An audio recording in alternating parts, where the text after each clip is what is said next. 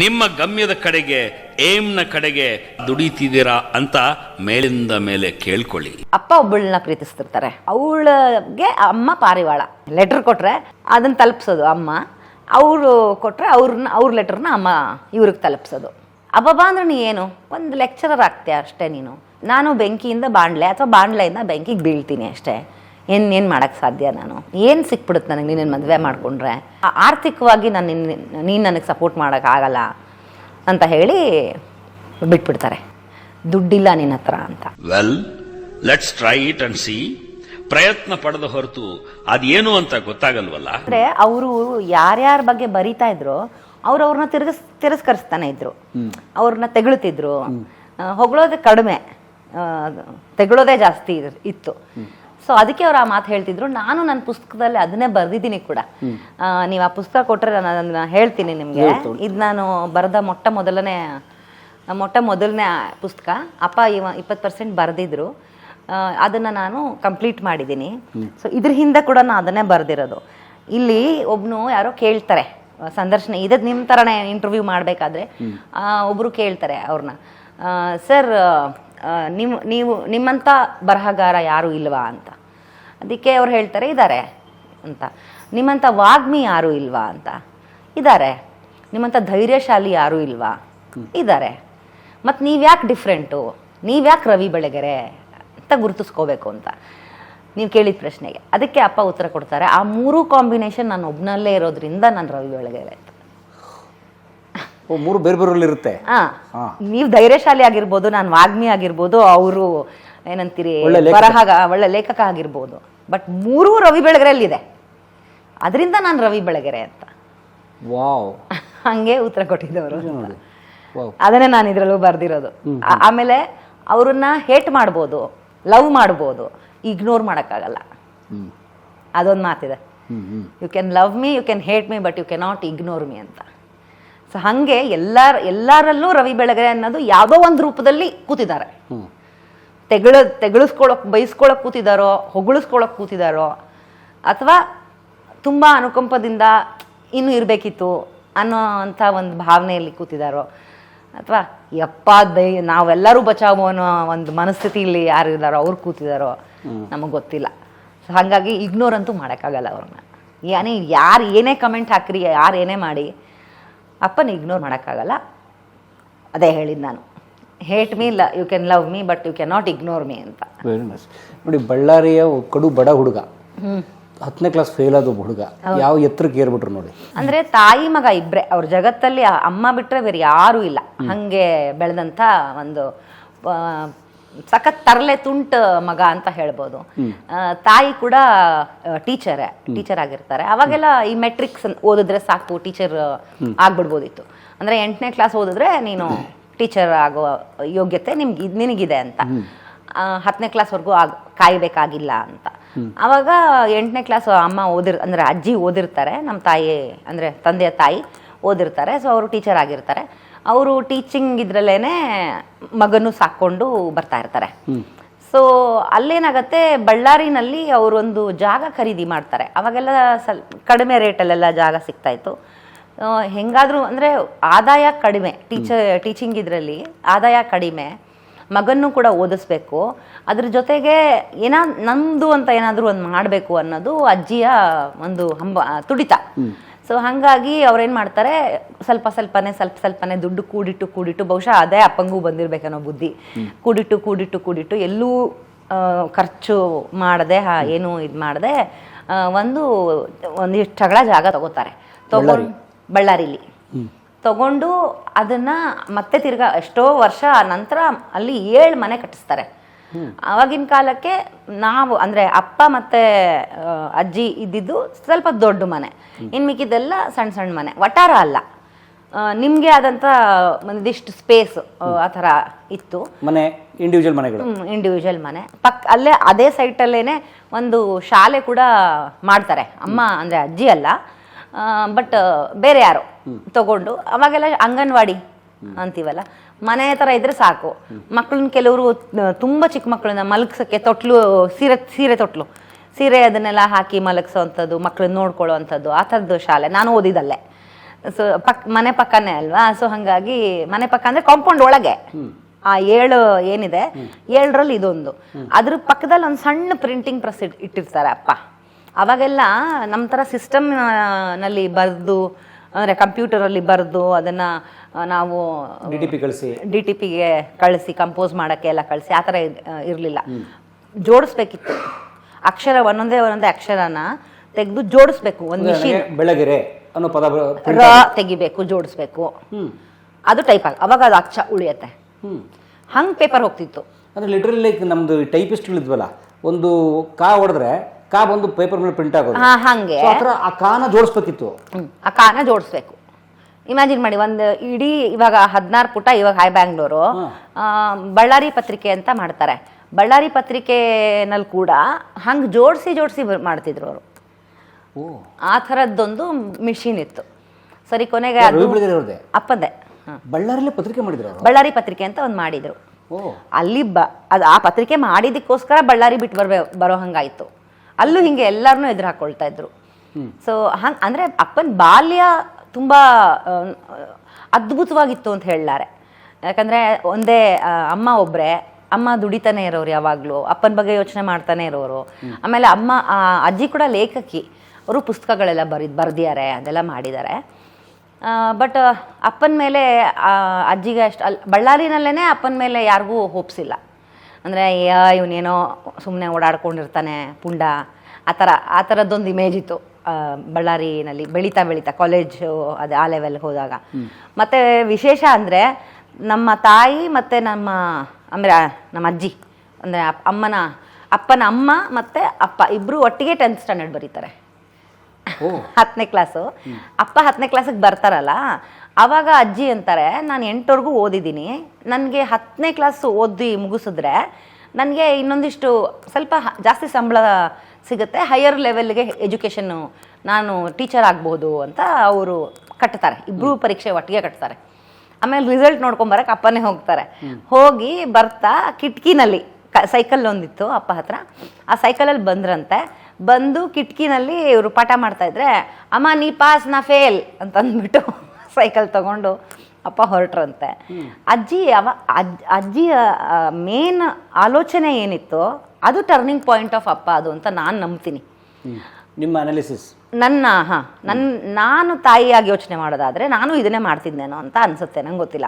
ಏನಾಯ್ತು, 10th fail ಆಗ್ತಾರಲ್ಲ, ಬೈಲಿಲ್ಲ, ಬೇಜಾರು ಮಾಡ್ಕೊಳ್ಳಿಲ್ಲ, ಏನು ಮಾಡ್ಕೊಳ್ಳಿಲ್ಲ. ಆಗಿನ ಕಾಲಕ್ಕೇನೆ 2 ರೂಪಾಯಿ ಕೊಟ್ಟರು. 2 ರೂಪಾಯಿ ಕೊಟ್ಟು ಏನಾದರೂ ಸಿನಿಮಾ ನೋಡು, ಏನು ಬೇಕಾದ್ರೂ ಮಾಡಿದ್ರಲ್ಲಿ ಅಂತ 2 ರೂಪಾಯಿ ಕೊಡ್ತಾರೆ. ಆಗಲೇ ಅಪ್ಪ ಬೀಡಿ ಗಿಡಿ ಎಲ್ಲ ಸೇದೋದೆಲ್ಲ ಕಲ್ತ್ಬಿಟ್ಟಿದ್ರು. ಸೊ ಅವಾಗೆಲ್ಲ ಅದನ್ನು ಎಷ್ಟೋ ಪೈಸಕ್ಕೆ ಒಂದು ಕಟ್ ಬೀಡಿ ಆ ಥರ ಏನೋ ಸಿಗೋದಂತೆ. ಒಂದು ಕಟ್ ಬೀಡಿ ತೊಗೊಂಡು ಸಿನಿಮಾ ನೋಡಿ, 2 ಸಿನಿಮಾ ನೋಡಿ, ಇನ್ನು ಮಿಕ್ಕಿದ ದುಡ್ಡಲ್ಲೆಲ್ಲ ಇದೇ ಥರ ಇಂಥದ್ದು ಏನೇನೋ ಮಾಡಿ ಎಲ್ಲ ಖರ್ಚು ಮಾಡಿದ್ರು. ಒಂದು ದಿವಸದಲ್ಲೇ 2 ರೂಪಾಯಿ ಉಡಾಯಿಸ್ಬಿಟ್ರು. ಆಗ 2 ರೂಪಾಯಿ ಲೆಕ್ಕ ಅಂತಂದರೆ 20,000 ಆ ಥರ ಲೆಕ್ಕ. ಅದು ದೊಡ್ಡ ಅಮೌಂಟು. ಇವತ್ತಿಗೆ ಒಬ್ಬ ಪೋಲಿ ಹುಡುಗ ಖರ್ಚು ಮಾಡೋಕ್ಕೆ ಒಂದಿನ ಏನು ಬೇಕೋ ಅಷ್ಟು ದುಡ್ಡು. ಅಷ್ಟು ದುಡ್ಡದು. ಸರಿ, ಆ ಥರದ್ದೊಂದಿಷ್ಟು ಮಾಡಿದ್ರಂತೆ. ಅದಾದಮೇಲೆ ಲೈಬ್ರರಿ ಕರ್ಕೊಂಡೋಗಿ, ಇವ್ರ ದಿನ ಶಾಲೆಗೆ ಹೋಗೋಕ್ಕಿಂತ ಮುಂಚೆ ಲೈಬ್ರರಿಗೆ ಅವ್ರನ್ನ ಕೂರಿಸ್ಬಿಟ್ಟು, ನಾ ಬರೋವರೆಗೂ ಇಲ್ಲಿ ಇರ್ಬೇಕು, ನೀನು ಓದ್ತೀಯೋ ಬಿಡ್ತೀಯೋ ಇರು ಅಂತ ಹೇಳಿ ಲೈಬ್ರರಿನಲ್ಲಿ ಬಿಡ್ತಾರೆ. ಇಲ್ಲಿ ಬಳ್ಳಾರಿಲಿ ಅವರಿಗೆ ಆ ಲೈಬ್ರರಿಯ ವಾತಾವರಣ, ಪುಸ್ತಕಗಳು ಏನು ಮಾಡ್ತಾರೆ, ದಿನ ಲೈಬ್ರರಿಗೆ ಹೋಗಬೇಕು. 1 ವರ್ಷ ಸಪ್ಲಿಮೆಂಟ್ರಿ ಇರಲಿಲ್ಲ ಅವಾಗ. 1 ವರ್ಷ ಆ ಲೈಬ್ರರಿಲಿದ್ದಾರೆ.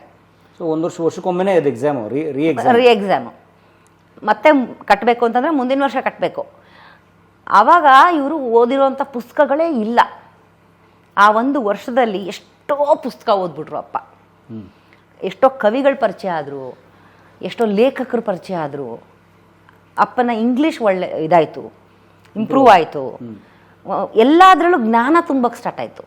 ಆಮೇಲೆ ಪ್ರತಿದಿನ ರಾತ್ರಿ ಮಲ್ಗೋಕ್ಕಿಂತ ಮುಂಚೆ ಒಂದು ಪುಸ್ತಕನ ದಿಂಬು ಕೆಳಗೆ ಇಟ್ಬಿಟ್ಟು ಹೋಗೋರಂತೆ ಅಜ್ಜಿ. ಅದನ್ನು ಓದ್ತೀಯೋ ಬಿಡ್ತೀಯೋ, ನಿನಗೆ ಪುಸ್ತಕ ಕಾಣ್ತಾನೆ ಇರಬೇಕು. ಅವ್ರ ತಲೆಯಲ್ಲಿ ಇನ್ನೇನೂ ಇಲ್ಲ ಆವಾಗ. ಓದಬೇಕು, ನಾನು ಪಾಸ್ ಆಗಬೇಕು, ನಾನು 10th ಮುಗಿಸ್ಬೇಕು ಅನ್ನಂತ ಇಂಡ್ಯೂಸ್ ಮಾಡಿಬಿಟ್ರು. ಅದು ಟ್ರಿಕ್ಕಿ, ಅದು ವೆರಿ ಟ್ರಿಕ್ಕಿ. ಮಕ್ಕಳನ್ನ ಕೂರಿಸ್ಕೊಂಡು ಬೋಧನೆ ಮಾಡಿ, ಉಪದೇಶ ಮಾಡಿ, ನಿಂಗೆ ಬೈದು ಹೊಡೆದು ಅದು ಯಾವುದೂ ಮಾಡಲಿಲ್ಲ ಅವರು. ಇಷ್ಟೇ ಮಾಡಿದ್ದು, ಸಿಂಪಲ್ಲು.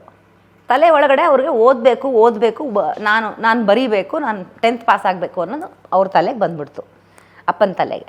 ಬೈದೆ ಹೊಡಿದೆ ಏನೂ ಮಾಡಿಲ್ಲ, ₹2 ಕೊಟ್ಟು ಉಡಾಯಿಸು ಅಂತ ಕಳಿಸ್ಬಿಟ್ಟು ನೆಕ್ಸ್ಟ್ ಡೇ ಮಾಡಿರೋದು ಇದು ಲೈಬ್ರರಿ ಇದು ನೋಡಿ. ಉಲ್ಟಾ ಎಂಥ ಮನಃಶಾಸ್ತ್ರದ ವಿಚಾರ ಎಷ್ಟು ಟ್ರಿಕ್ಕಿ ಮೈಂಡ್ ಹೆಂಗ್ ವರ್ಕ್ ಆಗಿರ್ಬೋದು ಅಜ್ಜಿದು ಅಂತ. ಸೊ ಅಪ್ಪ ಕೊನೆಗೆ ಎಕ್ಸಾಮ್ ಕಟ್ತಾರೆ, ಎಕ್ಸಾಮಲ್ಲಿ ಸೂಪರಾಗಿ ಸ್ಕೋರ್ ಮಾಡ್ತಾರೆ, ತುಂಬ ಚೆನ್ನಾಗಿ ಪರ್ಸೆಂಟೇಜಲ್ಲಿ ಪಾಸ್ ಆಗ್ತಾರೆ. ಅದರ ನಂತರ ಅವರು ಹಿಸ್ಟ್ರಿ, ಅವರಿಗೆ ಇತಿಹಾಸ ಅಂದರೆ ಭಯಂಕರ ಇಷ್ಟ. ಎಲ್ಲ ದೇಶದ್ದು ಏನೋ ಒಂದು ಸ್ಪೆಷಾಲಿಟಿ ಇದ್ದೇ ಇರುತ್ತೆ, ಅದನ್ನು ತಿಳ್ಕೊಳ್ಳೋ ಹಂಬಲ ಅವ್ರಿಗೆ. ವಾರ್ಗಳು, ಮಾಫಿಯಾ ಇವೆಲ್ಲ ತುಂಬ ಅಟ್ರಾಕ್ಟ್ ಮಾಡೋ ಅಂಥ ಸಬ್ಜೆಕ್ಟ್ಸು ಅಪ್ಪಂಗೆ.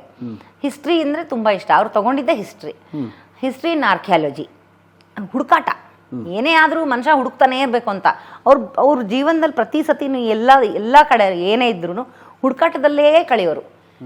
ಇದ್ರಲ್ಲಿ ಏನಾರು ಸಿಗುತ್ತಾ, ಇದ್ರಲ್ಲಿ ಏನಾರು ಇದೆಯಾ, ಇದ್ರಲ್ಲಿ ರಸನ, ಇದು ಕಸನ, ಈ ಕಸನ ರಸ ಹೆಂಗೆ ಮಾಡ್ಬೋದು ಇಂಥದ್ದೇ ಯೋಚನೆ ಮಾಡ್ಕೊಂಡು ಬಂದಂಥ ವ್ಯಕ್ತಿ.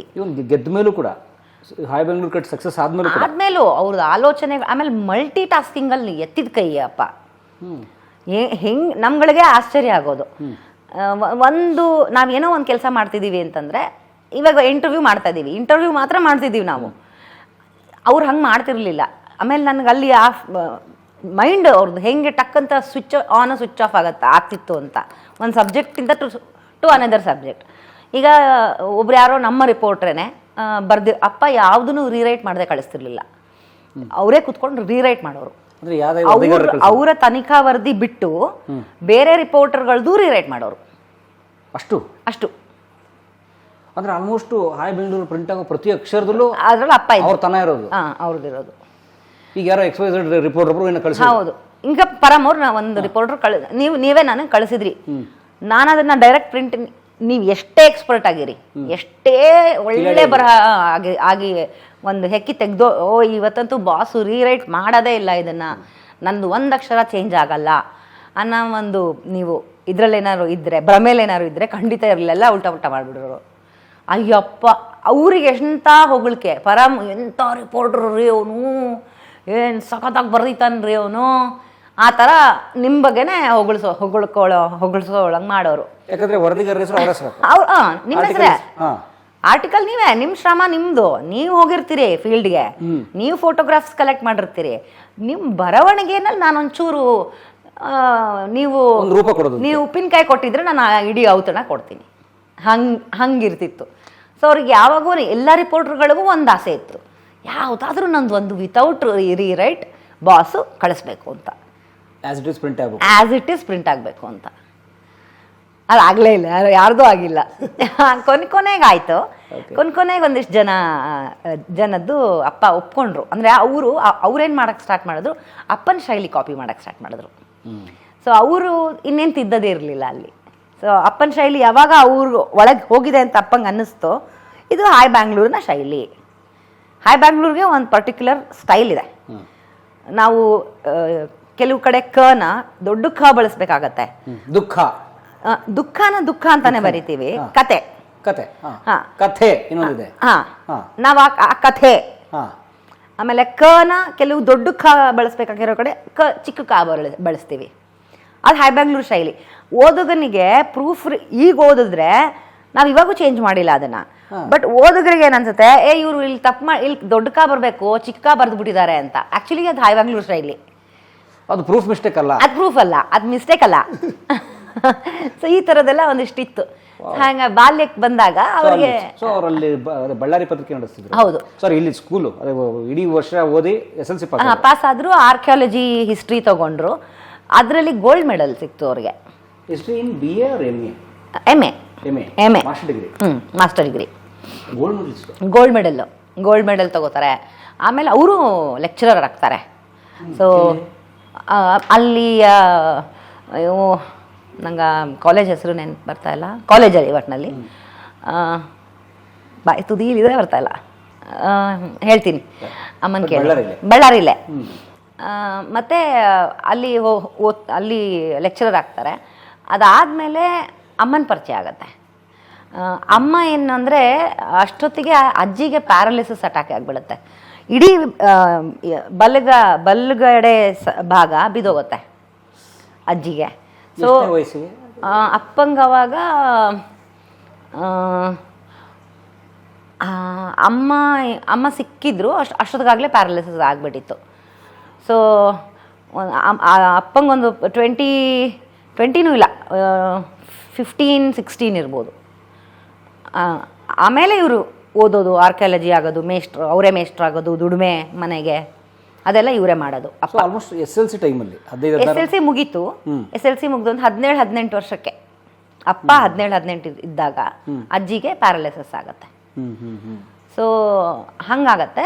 ಅದಾದಮೇಲೆ ಅದು ಏನಾಗುತ್ತೆ, ಇವರು ಇಬ್ರು ಅಜ್ಜಿನ ಒಂದು ಇದಕ್ಕೆ ಫಂಕ್ಷನ್ಗೆ ಗೆಸ್ಟಾಗಿ ಕರೆದಿರ್ತಾರೆ. ಆಗಲೇ ಹೇಳಿದಾಗೆ ಅವರು ಲೇಖಕಿ ಮತ್ತು ರೆವಲ್ಯೂಷನಿಸ್ಟ್ ಅನ್ಬೋದು. ಅಂದರೆ ಏನೇ ಆದ್ರೂ ಅದ್ರ ವಿರೋಧ, ಜಾತಿ ಇರಲಿಲ್ಲ, ಇದು ಮಾಡ್ತಿರ್ಲಿಲ್ಲ, ಕೇರ್ ಮಾಡ್ತಿರ್ಲಿಲ್ಲ, ಯಾವುದಕ್ಕೂ ಇಲ್ಲ ಅಂದರೆ ಅವರು ತಿಳ್ಕೊಂಡಿದ್ರು, ಓದ್ಕೊಂಡಿದ್ರು.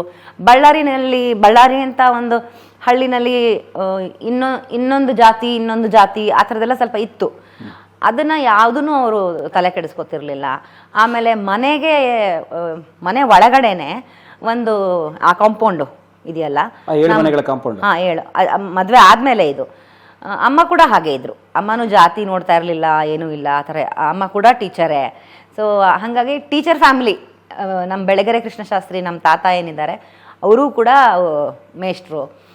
ಬೆಳಗೆರೆ ಕೃಷ್ಣಶಾಸ್ತ್ರಿಗಳು ನಮ್ಮ ಅಜ್ಜಿ ಇದ್ದಾರೆ, ಅಪ್ಪನ ಅಮ್ಮನ ಅಣ್ಣ, ಸೋದರ ಮಾವ ಆಗಬೇಕು. ಬೆಳಗೆರೆ ಸೋದರ ಮಾವ. ಅದೇ ಏಕ್ದಾಗೆಲ್ಲ ಐತೆ. ಅವರು ಆ ಪುಸ್ತಕ ಅಂತೂ ಅದ್ಭುತ. ಮುಕುಂದೂರು ಸ್ವಾಮಿ, ಮುಕುಂದೂರು ಸ್ವಾಮಿಗಳ ಕತೆ. ಹೌದು. ಸೊ ಹಾಗಾಗಿ ಇಲ್ಲಿ ಆ ಜ್ಞಾನಕ್ಕೇನು ಕಡಿಮೆ ಇರಲಿಲ್ಲ. ಎಲ್ಲ ಕಾಂಬಿನೇಷನಲ್ಲೂ ಜ್ಞಾನಕ್ಕೆ ಕಡಿಮೆನೇ ಇರಲಿಲ್ಲ. ಎಲ್ಲರಿಗೂ ಇದು ಸರಿ ಇದು ತಪ್ಪು ಅನ್ನೋದು ಗೊತ್ತಿತ್ತು. ಸೊ ಆ ಥರದ್ದೊಂದು ಕುಟುಂಬನ ಪಿಲ್ಲರ್ಸ್ ಅನ್ನೋ ಥರ ಅಮ್ಮ ಕೂಡ ಮನೆಗೆ ಪಿಲ್ಲರ್ ಅಂತ ಸೇರ್ಕೊಬಿಡ್ತಾರೆ. ಸೇರಕ್ಕೆ ಹೆಂಗೆ ಹೇಳಿದ್ರ? ಅಂದ್ರೆ ನಂಗೆ ಇನ್ನೂ ಚೆನ್ನಾಗಿ ನೆನಪಿದೆ. ಅಮ್ಮ ಹೇಳ್ತಾನೆ ಇದ್ದಾರೆ. ನಮ್ಗಂತೂ ನಾವು ನಿಮ್ಮ ಅಪ್ಪ ಹೇಳಿರೋದ ನಿಮ್ಮ ಅಮ್ಮ ಹೇಳಿದ್ದ? ಇಬ್ರು ಹೇಳ್ತಿರೋರು. ಇಬ್ರು ಇವಾಗ ನೆನ್ನೆ ನಡೆದಂಗೆ ಹೇಳೋರು. ಅಷ್ಟು ಖುಷಿಯಾಗಿ ಅಂದ್ರೆ ಅಷ್ಟು ಎಕ್ಸೈಟ್ಮೆಂಟ್ ಇಬ್ರಿಗೂ. ಅಮ್ಮ ಅಪ್ಪ ನೀವಿಬ್ರು ಲವ್ ಸ್ಟೋರಿ ಹೇಳಿ ಅಂದ್ರೆ ಫುಲ್ ಎಕ್ಸೈಟ್ಮೆಂಟ್ ಇಬ್ರಿಗೂ. ನೀ ಹಂಗ್ ಮಾಡಿದ್ದೆ ಅಲ್ಲ, ನೀ ಹಿಂಗ್ ಮಾಡಿದ್ರಿ, ನೀವ್ ಹಂಗ್ ಮಾಡಿದ್ರಿ, ನನ್ಗೆ ಹಿಂಗ್ ಕರೆದಿದ್ರಿ, ನೀವ್ ಅದ್ ಮಾಡಿದ್ರಿ ಅಂತ ಸ್ಟಾರ್ಟ್. ಅವರು ಏನಾಗ್ತಾರೆ, ಫಸ್ಟು ಬಸ್ಸಲ್ಲಿ ಇಬ್ರು ಟ್ರಾವೆಲ್ ಮಾಡ್ತಿರ್ತಾರೆ. ಅಮ್ಮ ಸಣ್ಣ ಮಕ್ಕಳಿಗೆ ಟ್ಯೂಷನ್ ಹೇಳ್ಕೊಟ್ಟು ಅವರೇ ದುಡ್ಕೊಂಡು ಓದ್ಕೋತಾ ಇರ್ತಾರೆ. ಅಮ್ಮ 7 ಮಕ್ಕಳು, ಅಮ್ಮ ಮೊದಲನೇವರು ಆ ಕುಟುಂಬದಲ್ಲಿ. ಸೊ ಇವರು ತಮ್ಮಂದ್ರ ಜೊತೆನೆ ಬಸ್ಸಲ್ಲಿ ಟ್ರಾವೆಲ್ ಮಾಡ್ತಿರ್ತಾರೆ, ತಮ್ಮ ತಂಗಿಯರ ಜೊತೆ ಎಲ್ಲ ಟ್ರಾವೆಲ್ ಮಾಡ್ತಿರ್ತಾರೆ. ಅಪ್ಪ ಕೂಡ ಅದೇ ಬಸ್ಸಲ್ಲಿ ಟ್ರಾವೆಲ್ ಮಾಡ್ತಿರ್ತಾರೆ. ಒಂದ್ ದಿವಸ ಏನಾಗುತ್ತೆ, ಅವಾಗೆಲ್ಲ ಇವಾಗ ನೀವು ಕೂತಿದ್ದೀರಾ, ನನ್ನ ಕೈಯಲ್ಲಿ ನನಗೆ ಜಾಗ ಇಲ್ಲ ಕೂರಕ್ಕೆ, ನಿಂತ್ಕೊಂಡಿರ್ತೀನಿ ಬಸ್ಸಲ್ಲಿ. ಪುಸ್ತಕ ಇರುತ್ತೆ, ಪುಸ್ತಕನ ಅಪ್ಪ ನಮ್ಮ ಅಮ್ಮನ ಕೈಗೆ ಕೊಟ್ಟಿದ್ದಾರೆ. ಅದೇ ಬಸ್ಗಳಲ್ಲಿ ನಿಂತ್ಕೋಬೇಕು, ಜೊತೆಗೆ ಅದು ತೂಕ ಬೇರೆ, ಅದೆಲ್ಲ ಹಂಗಲ್ವಾ, ಸ್ವಲ್ಪ ಪುಸ್ತಕ ಇಟ್ಕೊಳ್ಳಿ ಅಂತ ಕೊಟ್ಟಿದ್ದಾರೆ. ಅವ್ರು ಅಮ್ಮ ಇಟ್ಕೊಂಡಿದ್ದಾರೆ. ಇವ್ರು ಇಳ್ಕೊಂಡು ಹೊಂಟೋಗಿದ್ದಾರೆ, ಮರ್ತೋಗಿದ್ದಾರೆ ಪುಸ್ತಕ ಇಸ್ಕೊಳ್ಳೋದು. ಇವ್ರು ಮನೆಗೆ ತಗೊಂಡು ಬಂದಿದ್ದಾರೆ. ಕೊನೆ ಪೇಜಲ್ಲಿ ಒಂದು ಗಜಲ್ ಬರ್ದಿದ್ರಂತೆ ಅಪ್ಪ, ಉರ್ದು. ಅಮ್ಮ ಉರ್ದು ಟೀಚರು ಬಳ್ಳಾರಿಲಿ. ಸೊ ಅವರು ಉರ್ದು ಲಿಪಿಲಲ್ಲ, ಹಿಂದಿಲಿ ಬರ್ದಿದ್ದಾರೆ ಉರ್ದು ಗಜಲ್. ಸೊ ಯಾರಿದು ಎಷ್ಟು ಚೆನ್ನಾಗಿ ಬರ್ದಿದಾರಲ್ಲ ಅಂತ ಅಮ್ಮಂಗೆ ಹುಳ ಬಿದ್ದಿದೆ ಅಷ್ಟೇ. ಅದಾದ್ಮೇಲೆ ಅವ್ರು ನೆಕ್ಸ್ಟ್ ಡೇ ಮತ್ತೆ ಅದೇ ಬಸ್ಸಲ್ಲಿ ಸಿಗಬೇಕು, ಪುಸ್ತಕನ ರಿಟರ್ನ್ ಮಾಡಿದ್ದಾರೆ. ಅವರ ತಮ್ಮಂಗೆ ಸತ್ತಿಮಾಮ ಅಂತ, ನಮ್ಮ ಮಾಮ ಅಂದರೆ ನಮ್ಮ ಅಮ್ಮನ ತಮ್ಮ, ಅವ್ರಿಗೆ ಹೇಳ್ಕೊಂಡಿದ್ರಂತೆ. ಅವ್ರು ಯಾರೋ ಅಪ್ಪ ಮಾತಾಡಿಸ್ತಿದ್ರಂತೆ ಸತ್ತಿಮಾಮನ. ಅವ್ರು ಯಾರೋ ತುಂಬ ಚೆನ್ನಾಗಿ ಹಿಂದ್ಗಡೆ ಲಾಸ್ಟ್ ಪೇಜ್ ನೋಡಿದೆ, ಸಾರಿ ಕೇಳ್ಬಿಡು ನೋಡಬಾರ್ದು ಹಾಗೆಲ್ಲ, ಬಟ್ ಆದರೂ ಕುತೂಹಲದಲ್ಲಿ ಏನು ಓದ್ತಾರೆ ಇವರು, ಯಾವ ಪುಸ್ತಕ ಅಂತ ನೋಡಿದ್ರೆ ಹಿಸ್ಟ್ರಿ ಪುಸ್ತಕ ಇತ್ತು. ಬಟ್ ಲಾಸ್ಟ್ ಪೇಜಲ್ಲಿ ಉರ್ದು ಗಜಲ್ ಬರೆದಿದ್ರು, ತುಂಬ ಚೆನ್ನಾಗಿ ಬರೆದಿದ್ರು. ಅದು ಯಾವುದಾದ್ರೂ ಕಾಪಿ ಇಡಾ ಅಥವಾ ಅವರೇ ಬರೆದಿರೋದ ಸ್ವಂತ, ಕೇಳಿ ಹೇಳಿ ನನಗೆ ಅಂತ ಅಷ್ಟೇ, ಅಲ್ಲಿಗೆ ಬಿಟ್ಟಿದ್ದಾರೆ. ಅವ್ರು ಕೇಳೋದು ಮರ್ತೋಗಿದ್ದಾರೆ. ಇವ್ರು ಏನು ಹೇಳೂ ಇಲ್ಲ. ಇವರು ಆಮೇಲೆ ಸುಮ್ಮನೆ ಆಗಿಬಿಟ್ಟಿದ್ದಾರೆ. ಅದಾದಮೇಲೆ ಇವರ ತಮ್ಮಂದ್ರಿಂದನೇ ಅಮ್ಮನ ಫ್ರೆಂಡ್ಶಿಪ್ ಸ್ಟಾರ್ಟ್ ಆಗುತ್ತೆ. ದಿನ ಬಸ್ಸಲ್ಲಿ ಭೇಟಿ ಮಾಡೋದು, ಆ ಥರ. ಆಮೇಲೆ ಗೊತ್ತಾಗತ್ತೆ ಇಲ್ಲ ಅವ್ರು ಸ್ವಂತಾನೇ ಬರೆದಿದ್ದು, ಅವರೇ ಬರೆದಿದ್ದು ಅಂತ. ಸೊ ಅದನ್ನು ಅಮ್ಮ ಅಪ್ರಿಷಿಯೇಟ್ ಮಾಡ್ತಾರೆ, ತುಂಬ ಚೆನ್ನಾಗಿತ್ತು ಅಂತೆಲ್ಲ ಹೇಳಿ. ಅದಾದಮೇಲೆ ಅಪ್ಪ ಒಬ್ಬಳನ್ನ ಪ್ರೀತಿಸ್ತಿರ್ತಾರೆ.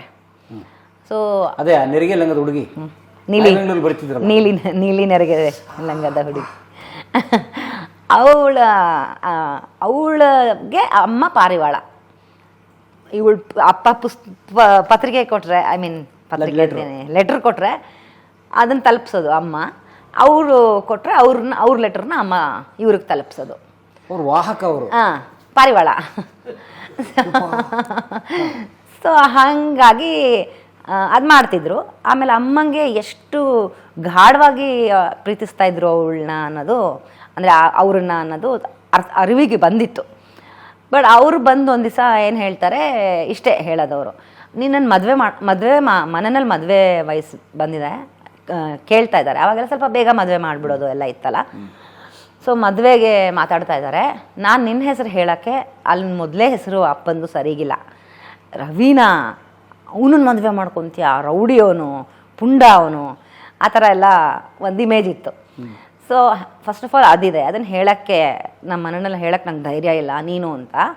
ಆಮೇಲೆ ಅಬ್ಬಬ್ಬಾ ಅಂದ್ರೆ ನೀ ಏನು ಒಂದು ಅವಾಗ ಇನ್ನೂ ಕೆಲಸಕ್ಕೆ ಸೇರಿರಲಿಲ್ಲ. ಅಬ್ಬಬ್ಬಾ ಅಂದರೆ ನಿನ್ನೆ ಓದ್ ಕಂಪ್ಲೀಟ್ ಆಗುತ್ತೆ, ಒಂದು ಲೆಕ್ಚರರ್ ಆಗ್ತೀಯ ಅಷ್ಟೇ ನೀನು. ನಾನು ಬೆಂಕಿಯಿಂದ ಬಾಣಲೆ ಅಥವಾ ಬಾಣಲೆಯಿಂದ ಬೆಂಕಿಗೆ ಬೀಳ್ತೀನಿ ಅಷ್ಟೇ, ಏನು ಮಾಡೋಕ್ಕೆ ಸಾಧ್ಯ ನಾನು. ಮತ್ತು ಅಮ್ಮ ಬೇರೆ ಮನೆಯಲ್ಲಿ ಸ್ಟ್ರೋಕ್ ಆಗಿ ಮನೇಲಿದ್ದಾರೆ, ನಾನು ಅಮ್ಮನ ನೋಡ್ಕೊಂಡಿರ್ಬೇಕು, ದುಡಿಯೋಂಗೂ ಇಲ್ಲ, ಏನು ಸಿಕ್ಬಿಡುತ್ತೆ ನನಗೆ ನೀನೇನು ಮದುವೆ ಮಾಡಿಕೊಂಡ್ರೆ. ಪ್ರೀತಿ ಇದೆ ಹೌದು, ಪ್ರೀತಿಗೆ ನಾನು ಯಾವತ್ತೂ ಮರ್ಯಾದೆ ಕೊಡ್ತೀನಿ, ಅದಕ್ಕೆ ನಾನು ನಿನ್ನನ್ನು ಅದರಿಂದ ಬಿಡ್ತಿದ್ದೀನಿ ಅಂತಲ್ಲ, ಆರ್ಥಿಕವಾಗಿ ನೀನು ನನಗೆ ಸಪೋರ್ಟ್ ಮಾಡೋಕ್ಕಾಗಲ್ಲ ಅಂತ ಹೇಳಿ ಬಿಟ್ಬಿಡ್ತಾರೆ, ದುಡ್ಡಿಲ್ಲ ನಿನ್ನ ಹತ್ರ ಅಂತ. ಸೊ ಅಪ್ಪ ಅದನ್ನು ತುಂಬ ಅಂದರೆ ತುಂಬ ಬೇಸರ ಪಟ್ಕೊಳ್ತಾರೆ, ಅಳ್ತಾರೆ, ಅಂದರೆ ಡಿಪ್ರೆಷನ್ಗೆ ದೇವದಾಸ್ ಅಂತಾರಲ್ಲ ಆ ಲೆವೆಲ್ಗೆ ಹೋಗ್ತಾರೆ. ಅಮ್ಮ ಫ್ರೆಂಡ್ ಇರ್ತಾರಲ್ಲ, ಸಮಾಧಾನ ಮಾಡ್ತಿರ್ತಾರೆ, ಇಲ್ಲ ಬಿಡು ಪರವಾಗಿಲ್ಲ, ಅವಳು ಹೇಳೋದು ಕರೆಕ್ಟೇನೆ, ಏನು ಮಹಾ ಆಗ್ಬಿಡಕ್ಕೆ ಸಾಧ್ಯ ನಮ್ಗಳ ಲೈಫಲ್ಲಿ, ಇಷ್ಟೇ ಆಗಕ್ಕೆ ಸಾಧ್ಯ, ಅವಳು ವಿಷನ್ ಇಷ್ಟೇ ಇರೋದು, ಬಹುಶಃ ಏನೋ ದೊಡ್ಡದಾಗ್ಬೋದು ನಾಳೆ, ಯಾರಿಗೆ ಗೊತ್ತು, ನೀನು ಯಾಕೆ ಸಾಧನೆ ಎಡೆಗೆ ಹೋಗ್ತಾ ಇದೆಯಾ, ಸಾಧನೆ ಎಡೆಗೆ ಹೋಗು, ಫಲ ಸಿಗುತ್ತೋ ಬಿಡುತ್ತೋ, ಪ್ರಯತ್ನ ಅಂತೂ ನಾವು ಮಾಡಲೇಬೇಕಲ್ಲ ಅನ್ನೋ ಥರದ್ದೆಲ್ಲ ಅಮ್ಮ ಒಂದಿಷ್ಟು ಮೋಟಿವೇಟ್ ಮಾಡೋದು ಎಲ್ಲ ಮಾಡಿ ಅದು ಪ್ರೀತಿಗೆ ತಿರ್ಕೊಳ್ಳುತ್ತೆ ಅಪ್ಪಂಗೆ ಅಮ್ಮನ ಮೇಲೆ. ಆಮೇಲೆ ಅಮ್ಮ ಅಲ್ಲಿ ಮನೆಗೆ ಹೋಗಿ ಸ್ಟಾರ್ಟ್ ಮಾಡ್ತಾರೆ, ವೀಣೆ ಕಲಿಸ್ತಿರ್ತಾರೆ. ಸ್ಟ್ರೋಕ್ ಹೊಡೆದಿದ್ರು ಅಜ್ಜಿ ಅಷ್ಟು ಚೆನ್ನಾಗಿ ಬಲ್ಗಡೆ ಕೈಯಿಂದ ವೀಣೆ ನುಡಿಸ್ತಿದ್ರು. ಸೊ ಅವರು ಆ ವೀಣೆ ನುಡಿಸೋ ಇದನ್ನು ಕ್ಲಾಸ್ ಮಾಡೋರು ಅಲ್ಲಿಗೆ ಜನ ಬಂದು, ಪಾರ್ವತಮ್ಮ ಟೀಚರ್ ಸರ್ ಕರಿತಾ ಇದ್ದಿದ್ದು ಹಿಂಗೆ ಅವ್ರನ್ನ, ಅವ್ರ ಹೆಸರು ಪಾರ್ವತಿ ಅಂತ, ಪಾರ್ವತಮ್ಮ ಟೀಚರ್ ಸರ್, ಬಳ್ಳಾರಿ ಭಾಷೆ ಅದು, ಪಾರ್ವತಮ್ಮ ಟೀಚರ್ ಸರ್ ಮನೆಗೆ ಹೋಗ್ತಾ ಇದ್ದೀನಿ ಅಂತ. ಸೊ ಅಲ್ಲಿ ಹೋದರೆ ನಮ್ಮಮ್ಮನೂ ಅಲ್ಲಿ ವೀಣೆ ಕಲಿಯೋಕ್ಕೆ ಅಂತ ಹೋಗ್ತಾರೆ. ಆಮೇಲೆ ಅಪ್ಪಂಗೆ ಉರ್ದು ಕಲಿಸ್ತಾರೆ, ಯಾಕಂದರೆ ಉರ್ದು ಒಂದು ಹಿಡ್ತಾ ಇದೆ, ಅಂದರೆ ಅದ್ರದ್ದು ಬಗ್ಗೆ ಗೊತ್ತಿದೆ ನಿನಗೆ ಅಂತ ಅಪ್ಪನೇ ಕೇಳ್ಕೊತಾರೆ. ನಂಗೆ ಉರ್ದು ಅದು ಅಪ್ಪನ ಟ್ರಿಕ್ ಅಷ್ಟೇ, ಅಮ್ಮನ ಹತ್ರ ಆಗೋಕ್ಕೆ. ನಾನು ನಿನಗೆ ಅದಕ್ಕೆ ಹೇಳೋದು, ನೀನು ನನ್ನ ಟೀಚರು ಅಂತ ಯಾವಾಗೂ ಅಪ್ಪ ಹೇಳ್ತಾ ಇರ್ತಾರೆ, ಯಾಕಂದರೆ ಉರ್ದು ಹೇಳ್ಕೊಟ್ಟವ್ರೆ ಅಮ್ಮ ಅಲ್ಲ. ಸೊ ಕಂಪ್ಲೀಟ್ ಉರ್ದು ಹಿಂಗಂದ್ರೆ ಏನು, ಈ ಥರ ಈ ವರ್ಡ್ ಅಂದರೆ ಈ ಪದ, ಉರ್ದುದ್ರಲ್ಲಿ ಈ ಪದ ಏನಂಗಂದರೆ ರಂಜಿಶಿ ಸಹಿ ಅಂದರೆ ಏನು, ರಂಜಿಶಿ ಸಹಿ ಅಂದರೆ ಮೋಸ ಮಾಡೋಕ್ಕಾದ್ರು ಅಂತ ಒಂದು ಹಾಡಿದೆ, ಒಂದು ಹಾಡಿದೆ ಗಜಲ್ಲು, ರಂಜಿಸಿ ಸಹಿ ದಿಲ್ ಹಿ ದುಕಾನೆ ಕೆ ಲಿಯೆ ಆ ಫಿರ್ ಸೆ ಮುಜೆ ಲೌಟ್ ಕೆ ಆ ಅಂತ ಒಂದು ಹಾಡಿದೆ. ಅಂದರೆ ಮೋಸ ಮಾಡೋಕ್ಕಾದ್ರೂ ವಾಪಸ್ ಬಾ, ನನ್ನ ನನಗೆ ದುಃಖ ಕೊಡೋಕ್ಕಾದ್ರೂ ವಾಪಸ್ ಬಾ ಅನ್ನೋ ಥರ ಒಂದು ಹಾಡಿದೆ. ಸೊ ಆ ಹಾಡುಗಳನ್ನೆಲ್ಲ ಕೇಳೋರು, ಆ ಹಾಡುಗಳನ್ನೆಲ್ಲ ಹೇಳೋದು, ಇದ್ರ ಬಗ್ಗೆ ಹಿಂಗಂದ್ರೆ ಏನು, ಈ ಪದದ ಅರ್ಥ ಏನು ಅಂತೆಲ್ಲ ಕೇಳೋದು, ಅಮ್ಮ ಹೇಳೋದು. ಸೊ ಹಾಗಿತ್ತು. ಅದಾದಮೇಲೆ ಒಂದು ದಿವಸ ಕೇಳ್ತಾರೆ, ಅಮ್ಮ ವೀಣೆ ಕಲಿಯಕ್ಕೆ ಹೋಗ್ತಿರ್ತಾರೆ, ವೀಣೆ ಕಲ್ತ ಕೂಡಲೇ ಉರ್ದು ಹೇಳ್ಕೊಟ್ಟು ಮನೆಗೆ ಹೋಗ್ತಿರ್ತಾರೆ. ಒಂದು ದಿವಸ ಕೇಳಿದಾಗ ಅಮ್ಮ ಸ್ಟುಪಿಡ್ ಫೆಲೋ ಅಂತ ಅಂದ್ಬಿಟ್ಟು ಹೊಟ್ಟೋಗ್ತಾರೆ, ಏನು ಮಾತಾಡಲ್ವಂತೆ, ಏನು ಹೇಳಲ್ವಂತೆ. ಸರಿ, ಆ ಟೈಮಲ್ಲೆಲ್ಲ ಈ ಅಂಬರೀಷ್ ಸ್ಟೈಲ್ ಥರ ಬುಲ್ಬುಲ್ ಮಾತಾಡೋಕ್ಕಿಲ್ವಾ ಅಂತ ಆ ಥರದ ರೇಂಜಲ್ಲಿ ನಮ್ಮಪ್ಪ. ಸರಿ ಹೆಂಗೋ ಒಂದು ಪಟಾಯಿಸ್ಕೊಳ್ಳೋಣ ಅಂತ ದಿನ ಬೇಕಂತ ಅಮ್ಮ ಎಲ್ಲಿ ಹೋಗ್ತಾರೋ ದಿನ ಅಲ್ಲಿಗೆ ಇವರೆಲ್ಲ ಒಟ್ಟಿಗೆ ಅಣ್ಣ ಅಕ್ಕ ತಮ್ಮಂದರು ಎಲ್ಲ ಒಟ್ಟಿಗೆ ಹೋಗೋದು ಒಟ್ಟಿಗೆ ಬರೋದು. 7 ಜನ ಒಟ್ಟಿಗೆ ಮಸಾಲೆ ದೋಸೆ ತಿನ್ಬೇಕು ಅಂದ್ರೆ 7 ಜನನೂ ಒಟ್ಟಿಗೆ ಹೋಗೋದು, ಪಾನಿಪುರಿ ತಿನ್ಬೇಕಂದ್ರೆ 7 ಜನನೂ ಒಟ್ಟಿಗೆ ಹೋಗೋದು. ಆ ಥರ ಒಂದು ಗೋಲಿ ಸೋಡಾ ಕುಡಿಬೇಕು ಅಂದ್ರೆ 7 ಜನನೂ ಒಟ್ಟಿಗೆ ಹೋಗೋದು. ಆ ಥರ ಅಮ್ಮ ಸತಿ ಮಾವ ಬೇರೆ ಪರಿಚಯ ಇದ್ರಲ್ಲ, ಮತ್ತೆ ಅವರು ಇಬ್ಬರು ತಮ್ಮಂದ್ರನ್ನ ಪರಿಚಯ ಮಾಡ್ಕೋತಾರೆ ಅಪ್ಪ. ಒಂದು ಫ್ರೆಂಡ್ ಸರ್ಕಲಲ್ಲಿ ಸೇರ್ಕೊಂಡ್ಬಿಡ್ಬೇಕು ಇವ್ರುಗಳ ಜೊತೆ ಅಂತ. ರವಿ ಬರ್ತಾನಂತೆ, ನಾವೆಲ್ಲ ಗೋಲಿ ಸೋಡಾ ಕುಡಿಯೋಕೆ ಹೋಗ್ತಾ ಇದ್ದೀವಿ ಅಂತ ಅವ್ರಿಗೆ ಗೊತ್ತು. ಅವರು ಆ ಟೈಮ್ಗೆ ಅಲ್ಲಿಗೆ ಬರ್ತಾರಂತೆ ಅಂತ ಅಮ್ಮಂಗೆ ಗೊತ್ತು, ಅವ್ರು ನನ್ನನ್ನೇ ನೋಡೋಕೆ ಬರ್ತಾ ಇದ್ದಾರೆ ಅಂತ. ಇವ್ರು ಯಾರಿಗೂ ಗೊತ್ತಿಲ್ಲ, ಅಮ್ಮಂಗೆ ಅವ್ರಿಗೆ ಟಚ್ ಇದೆ ಅಂತ. ಅಂದರೆ ಈ ಥರ ಲವ್ ಪ್ರಪೋಸ್ ಮಾಡಿದ್ದಾರೆ, ಅವೆಲ್ಲ ಏನೂ ಗೊತ್ತಿಲ್ಲ. ಹೀಗೆ ಆಗ್ತಾ ಕೊನೆಗೆ ಅಮ್ಮ ಒಪ್ಕೋತಾರೆ. ಅಮ್ಮಂಗೂ ಪ್ರೀತಿ ಅಪ್ಪಂದು ಗೊತ್ತಿತ್ತಲ್ಲ, ಅವರು ನೀಲಿ ನೆರಗೆಯ ಲಂಗದ ಹುಡುಗಿ, ಆ ಹುಡುಗಿನ ಹೆಂಗೆ ಪ್ರೀತಿಸ್ತಿದ್ರು ಅನ್ನೋದು, ಪ್ರೀತಿ ಬಗ್ಗೆ ಬೆಲೆ ಏನಿದೆ ಅನ್ನೋದು ಗೊತ್ತಿತ್ತು. ಓದಿನ ನಡುವೆ ಪುಸ್ತಕಗಳು ಅದೆಲ್ಲ ಅವ್ರಿಗೂ ತುಂಬ ಅಟ್ರಾಕ್ಟ್ ಆಗ್ತಿತ್ತು. ಸೊ ಹಾಗಾಗಿ ಅಮ್ಮನೂ ಒಪ್ಕೊತಾರೆ. ಒಪ್ಕೊಂಡು ಆದಮೇಲೂ ಕೂಡ ಇಲ್ಲಿ ಯಾರು ತಮ್ಮಂದ್ರಿಗೆ ತಂಗಿರಿಗೆ ಗೊತ್ತಿಲ್ಲ. ಮನೆಗೆ ಬರೋದು ಹೋಗೋದು ಸ್ಟಾರ್ಟ್ ಆಗತ್ತೆ. ಅಪ್ಪ ನೆಪ ನೀವು ನೋಡಕ್ಕೆ ಬರ್ತಾ ಇರೋದು ಅಮ್ಮನ. ಆ ಥರ ತಮ್ಮನ ನೋಡಕ್ಕೆ ಬಂದೆ. ಅನಂತ ಮಾಮ ಅಂತ ಒಬ್ರು ಇದ್ರು, ಇವಾಗ ಅವ್ರು ತೀರೋಗಿದ್ದಾರೆ, ಅವ್ರು ನೋಡಕ್ಕೆ ಬಂದೆ ಅಂತ ಹೇಳೋದು. ಈ ಥರ ಎಲ್ಲ ಹೇಳಿ ಬರೋದು ಮನೆಗೆ ಬಂದು ಅಮ್ಮನ ಮಾತ್ರ ಅದು ಯಾವಾಗೂ ಮೇಡಮ್ ಅಂತ ಕರಿತಾ ಇದ್ದಿದ್ದು. ಬಾಯ್ ತಪ್ಪಿ ಲಲಿತಾ ನೀರು ಕೊಡು ಅಂದ್ಬಿಟ್ಟಿದ್ದಾರೆ ಅವ್ರ ಮನೆಯಲ್ಲೇ ನಮ್ಮಪ್ಪ. ಟೀಚರ್ಗೆ ಮೇಡಮ್ ಅಂತ ಇದ್ದವರು ಬೈತಾ. ಅಷ್ಟಲ್ಲಿ ಲವ್ ಸ್ಟಾರ್ಟ್ ಆಗ್ಬಿಟ್ಟಿತ್ತಲ್ಲ, ಲಲಿತಾ ಅನ್ನೋದು ಅಭ್ಯಾಸ ಆಗ್ಬಿಟ್ಟಿತ್ತು. ಲಲಿತಾ ಒಂಚೂರು ನೀರು ಕೊಡು ಅಂತ ಅಂದ್ಬಿಟ್ಟಿದ್ದಾರೆ ನಮ್ಮಮ್ಮ. ಇಲ್ಲಿ ಕೂತ್ಕೊಂಡಾಗ ಇಲ್ಲೇ ಕೂತಿದ್ದಾರೆ. ಎಲ್ಲರಿಗೂ ಆಶ್ಚರ್ಯ, ಏನು ಮೇಡಮ್ ಅಂದ್ರೆ ಲಲಿತಾ ಅಂತ ಅಂದ್ಬಿಡೋದ ಒಂದೇ ಸತಿ ಅಂತ. ಅಲ್ಲಿ ಎಲ್ರಿಗೂ ಕನ್ಫರ್ಮ್ ಆಗಿದೆ ಇವರಿಬ್ರದ್ದು ನಡೀತಾ ಇದೆ, ಅಫೇರ್ ನಡೀತಾ ಇದೆ ಅಂತ. ಅದಕ್ಕೆ ವಿರೋಧ ಎಲ್ರದ್ದು, ಬೇಡ ಅಂತ. ಈ ಜಾತಿ ಸಮಸ್ಯೆ ಇತ್ತು? ಜಾತಿ ಸಮಸ್ಯೆ ಇಲ್ಲ, ಇಬ್ರು ಬ್ರಾಹ್ಮಣರೇ. ಬಟ್ ಅಪ್ಪ ಮುಲುಕ್ನಾಡು ಬ್ರಾಹ್ಮಣರು, ಅಮ್ಮ ಪಕ್ಕ ಶೃಂಗೇರಿನಲ್ಲಿ ಇದ್ದಂಥ ಬ್ರಾಹ್ಮಣರು.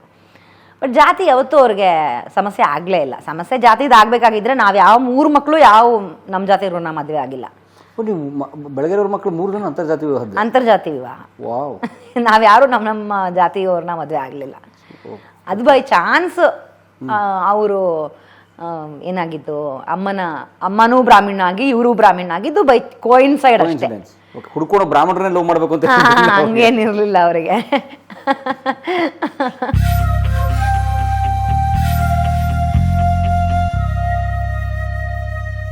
ಎಲ್ಲರೂ ಕಲಾ ಮಾಧ್ಯಮ ಮನೆ ಮಾತಾಗಿರುವಂಥದ್ದು ಯೂಟ್ಯೂಬ್ ಚಾನಲ್ಲು.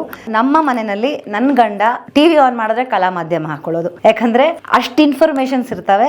ಸೊ ಹಾಗಾಗಿ ತಾವುಗಳು ಅಷ್ಟೇ ಇನ್ಫಾರ್ಮೇಶನ್ಸ್ ಬೇಕು, ವ್ಯಕ್ತಿಗಳ ಬಗ್ಗೆ ಪರಿಚಯ ಬೇಕು ಅಂತಂದ್ರೆ ಕಲಾ ಮಾಧ್ಯಮಕ್ಕೆ ಸಬ್ಸ್ಕ್ರೈಬ್ ಆಗಿ ಬೆಲ್ ಬಟನ್ ಒತ್ತಿ ಅವರಿಗೆ ಸಪೋರ್ಟ್ ಮಾಡಿ. ಇವರ ಕಲಾ ಮಾಧ್ಯಮ ಎಲ್ಲ ಕಡೆ ತುಂಬ ಹಬ್ಬಿ ಇನ್ನೂ ಹೆಮ್ಮರವಾಗಿ ಬೆಳಿಬೇಕು ಅಂತ ನಾನು ಕೇಳ್ಕೊತೀನಿ. ವಿಡಿಯೋ ನೋಡಿದ್ದಕ್ಕೆ ನಿಮಗೆ ತುಂಬ ಧನ್ಯವಾದಗಳು.